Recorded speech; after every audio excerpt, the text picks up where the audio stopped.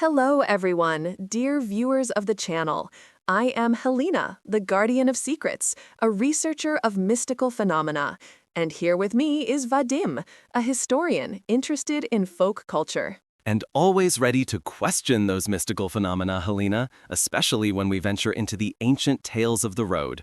Today, we're talking about the Milky Ways, or, as our ancestors knew them, the dangerous paths that crisscrossed Ukraine, filled with strange travelers and ominous signs. Precisely, Vadim.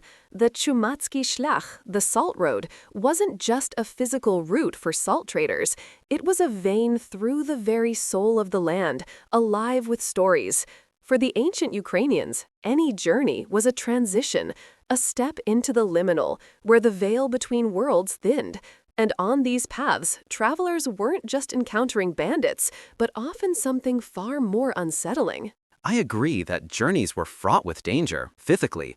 Bandits, wild animals, the elements themselves, these were very real threats. And naturally, the human mind, seeking to explain the inexplicable or to find meaning in misfortune, would turn to the supernatural. But tell me, Helena, what kind of strange travelers are we talking about here? Beyond the ordinary human dangers, what specters haunted the imagination? Oh, many. There are tales of the Blood, a wandering spirit that leads travelers astray, making familiar paths disappear into the wilderness. Or the chort, who might appear as a friendly fellow traveler, only to lure you to your doom. But perhaps most chilling are the stories of the mavky and navky, nature spirits, often beautiful young women who would try to ensnare men, particularly at crossroads or near deep waters, leading them to a watery grave or a lost soul. They are the echoes of those who died an unnatural death, yearning for life. The Blood is a fascinating one. From a historical perspective, one could easily attribute getting lost to poor navigation, changing landscapes, or even the psychological effects of exhaustion and isolation on a long journey. The mind plays tricks. As for the mavky and navky, these figures often appear in places associated with danger: forests, rivers, swamps. It's a natural human response to personify these threats, making them easier to comprehend and warn against. A beautiful temptress is a far more compelling cautionary tale than simply "don't walk near the river at night." But Vadim, the power of these beliefs transcended mere caution. People truly believed. They would carry protective amulets, say specific prayers, and perform rituals before setting out. For instance, before a long journey, people would often leave a small offering of bread or coins at a crossroads, believing it would appease any spirits of the road and ensure a safe passage. These weren't just symbolic gestures, they were deeply felt acts of seeking protection. And from an anthropological view, those rituals are incredibly important for social cohesion and psychological comfort. The act of performing a ritual, regardless of its supernatural efficacy, gives the traveler a sense of control, reduces anxiety, and connects them to their community's shared beliefs. It's a form of coping mechanism in a world that was genuinely uncertain and dangerous.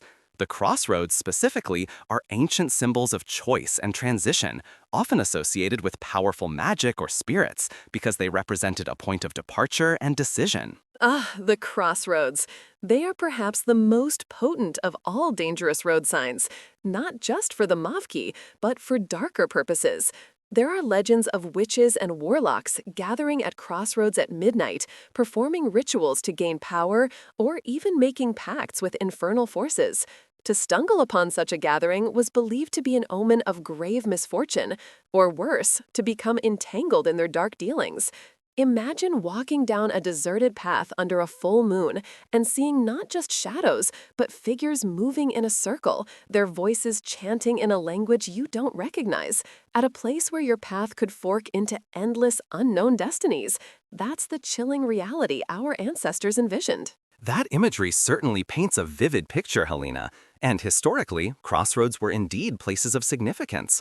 They were often unmarked, creating confusion, and thus ideal locations for ambushes. They were also boundary markers, often where different communities or territories met, leading to a sense of neither here nor there.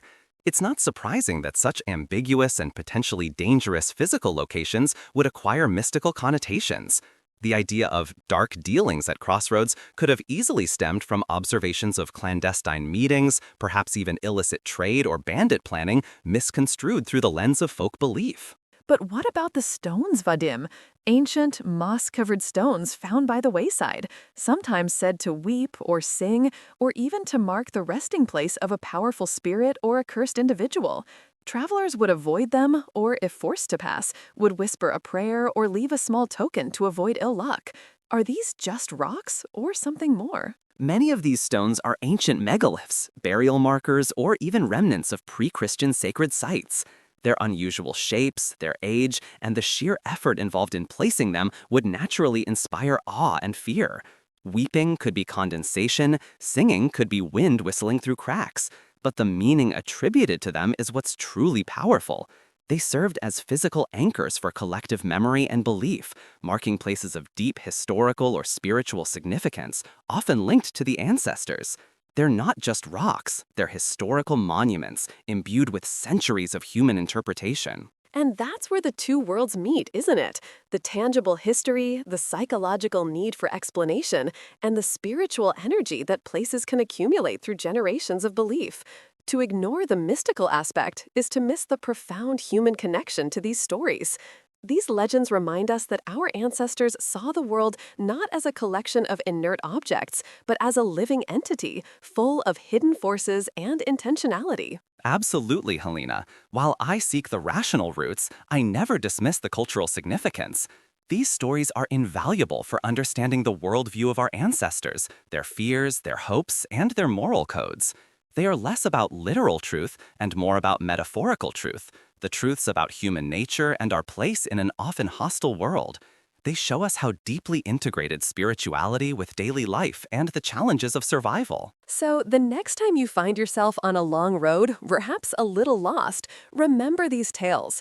Are you being led astray by a mischievous blood, or simply misread a sign? Perhaps it's a bit of both, the uncertainty that fuels the magic. These stories aren't just remnants of the past, they are living threads connecting us to the deep, mystical soul of Ukraine. And perhaps a reminder to pay closer attention to your maps and surroundings, but more importantly, to appreciate the rich tapestry of our cultural heritage. These narratives offer invaluable insights into how our forebears navigated both the physical and the spiritual landscapes. Indeed, and we invite all of you to join us again for more revelations. If these tales resonate with you, make sure to subscribe to our channel and hit the notification bell so you don't miss our next dive into the secrets. And please share your own stories or experiences with strange encounters on the road in the comments below. We love hearing how these ancient beliefs continue to echo in modern life. Until next time, travel safely, both in this world and the mystical one.